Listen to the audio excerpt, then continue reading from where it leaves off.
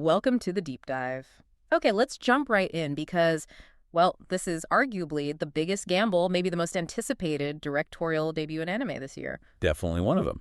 We're talking about that moment when a master key animator, someone known for these spectacular individual sequences, decides to step back from that and take the director's chair for a full feature film. Yeah. Shingo Yamashita making his feature-length debut. And he's certainly not starting small, is he? Yeah. The project is Cosmic Princess Kaguya. It's described as this massive-scale sci-fi reimagining. Right. And it's set for Netflix this January. The sources we've looked at are pretty rich, actually. They give a really detailed blueprint of his creative vision, the talent he's pulled together, and this really unique direction they're taking with the sound, the music. Okay, let's unpack this then.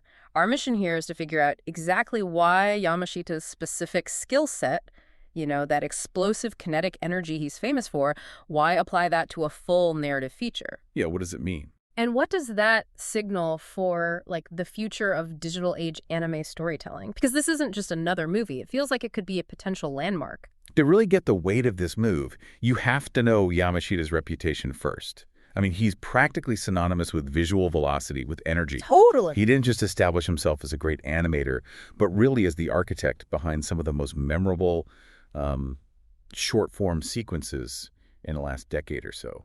And here's where it gets really interesting, I think.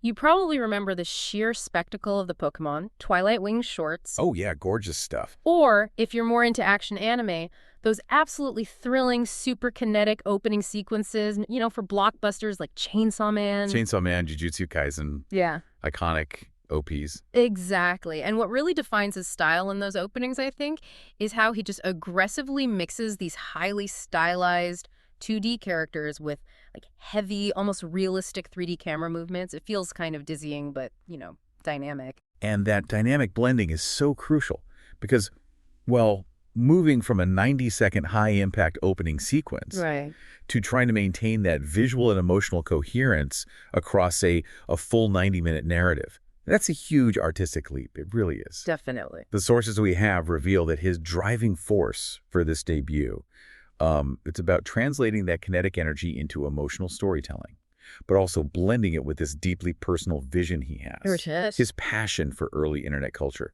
specifically stuff stretching way back to the 90s. Okay, see, that 90s influence feels like the key nugget we need to pull out here. What does a 90s internet aesthetic even look like, translated into a modern animated feature? Right.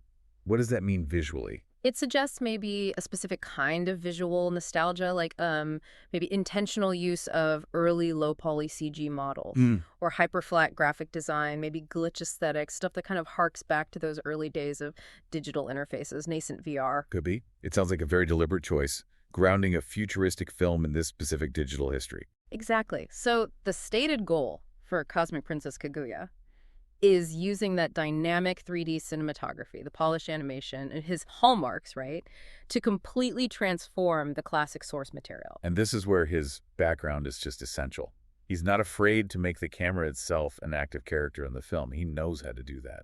So with that massive visual ambition, where does he actually set this story? Because surprisingly, the stage isn't like ancient Japan or anything. It's a futuristic, fully virtual domain. Which is a huge departure. So yeah, let's talk about the story itself. Maybe ground us in the original first. Okay, yeah, good idea. Right. So Cosmic Princess Kaguya is, as they say, a bold reimagining of the tale of the bamboo cutter, which is arguably, the most famous foundational piece of Japanese folklore. Right, the girl found in the bamboo stalk, who's actually from the moon. Everyone knows that one. Pretty much.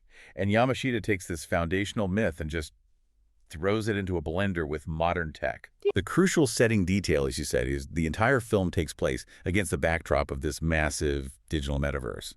And it's called Tsukuyomi. Tsukuyomi, named after the Japanese moon god. Exactly. Naming the virtual world Tsukuyomi. Well, that's a clear statement, isn't it? Feels like it. It implies this virtual realm isn't just some random digital space. It's like a massive established environment where technology and ancient myth just naturally intersect.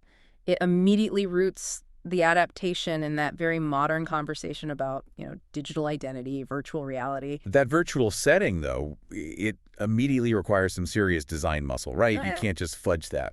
Absolutely.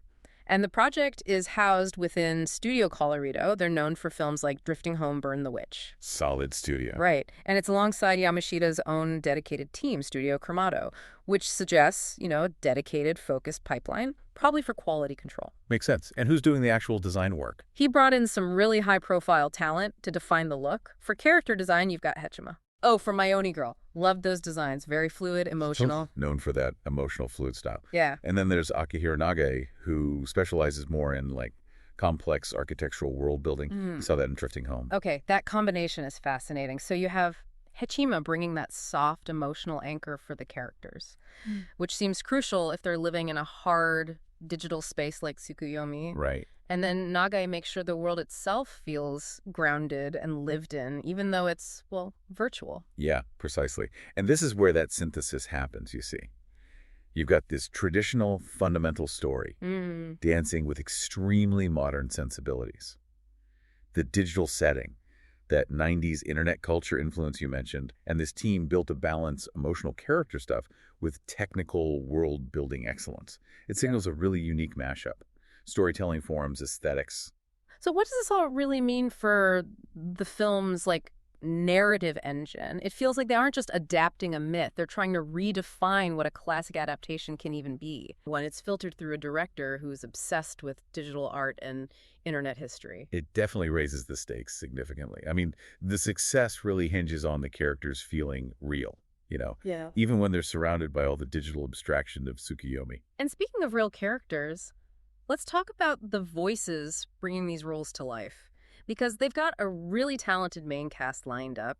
It looks like a roster built on proven emotional resonance. Absolutely. Leading the charge as the titular heroine Kaguya is Yuko Natsuyoshi. A name a lot of our listeners will probably recognize, right? Marin in the Zelda Link's Awakening remake. That's the one. Her voice often carries this sense of naive wonder.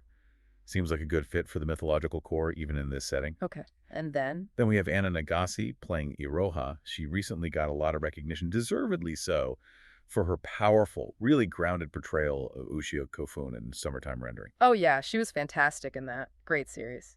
And rounding out that primary trio is Saori Hayami as Yachio. Now, she's a voice talent who just commands immediate attention. Definitely. I mean, a silent voice. Shoko Nishimiya. Exactly.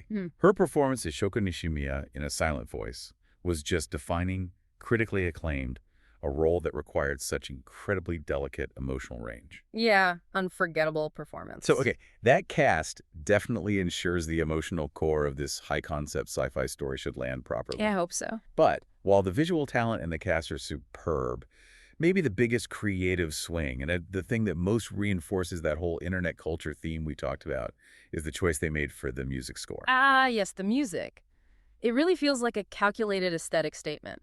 The entire auditory experience, apparently, is being driven by a stellar lineup of renowned Vocaloid producers. Vocaloid producers. Yeah. That choice completely solidifies the film's commitment to its digital identity, doesn't it? It really does. Now, using Vocaloid music, that can be kind of a double-edged sword, right? Is it the perfect way to cement that digital modern identity? Or is there maybe a risk that, musicians associated mainly with virtual stars might date the film, or maybe alienate viewers who are expecting a more traditional orchestral score? It's definitely a calculated risk. But based on the names involved, I think it's one that should pay off. These aren't just minor composers plucked out of nowhere. Right. They're pretty much the architects of modern digital J-pop sound. We're talking Rio from Supercell. Wow, okay. Big name. Kegzi's of Livetune, Honeyworks, among others. It's a serious lineup. Let's put those names into context for people who might not be dep in that scene, because this isn't just a list of big producers. This group covers the entire generational history of internet music in Japan. Precisely. You've got Rio, who basically defined the sound of that late 2000s Vocaloid boom. Responsible for some of the biggest Hatsune Miku hits, the stuff that generates waves of nostalgia now. He gives the soundtrack its historical roots, if you like. Okay, the OG sound. And Shed of Livetune. Yeah. He's more of an electronic music powerhouse. Known for really polished, highly detailed synth production, that dance floor sensibility. He brings the modern, slick, digital sheen to the score. Right, the polish. And Honeyworks. Then you have Honeyworks. They've essentially mastered the art of high school romance and narrative-driven pop songs, all set to these digital soundscapes. So that guarantees the music should connect directly to the characters' emotional arcs. Okay, so this combination, it promises an auditory experience that's just as captivating and innovative as the visuals are meant to be. A blend of, digital nostalgia, modern finesse, and emotional pop. Something like that, yeah. And the music choice really does reinforce the film's modern internet culture-infused nature. It confirms the sound is specifically designed to match the aesthetic of that virtual setting, Tsukuyomi. Absolutely. This kind of synergy confirms the production team is really aiming for total immersion here. They want the atmosphere of Tsukuyomi to feel authentic, especially maybe to people who grew up immersed in digital spaces and internet music culture. Okay, so let's quickly recap the essential elements we've unpacked today. We've got Shingo Yamashita making this highly anticipated, artistically challenging, full directorial debut. Big leap for him. He's using his signature dynamic 3D cinematography, but applying it to transform the classic tale of the bamboo cutter. And the stage for this transformation is that virtual world, Tsukuyomi. Yeah. Supported by stellar designers like Hechima and Nage, who seem picked to balance the mythic elements with the digital architecture. Right. And then there's that really unique Vocaloid soundtrack collaboration, which just drives home the film's modern digital identity. So mark your calendars. Cosmic Princess Kaguya is set to debut on Netflix January 22nd. It sounds like an adaptation that's really leveraging the best of modern anime technique, but also grounding itself deliberately in the history of digital culture. Which brings us to a final thought, maybe a question for you, the viewer, and perhaps for future anime directors too.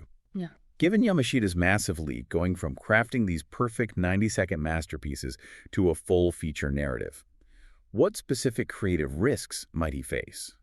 And crucially, maybe overcome when adapting such a foundational traditional tale into a completely virtual, maybe even ephemeral setting like Tsukuyomi? What does this kind of adaptation really say about the nature of modern mythology itself when it lives in the machine? That's a great question. We really can't wait to dive in and see how he answers it.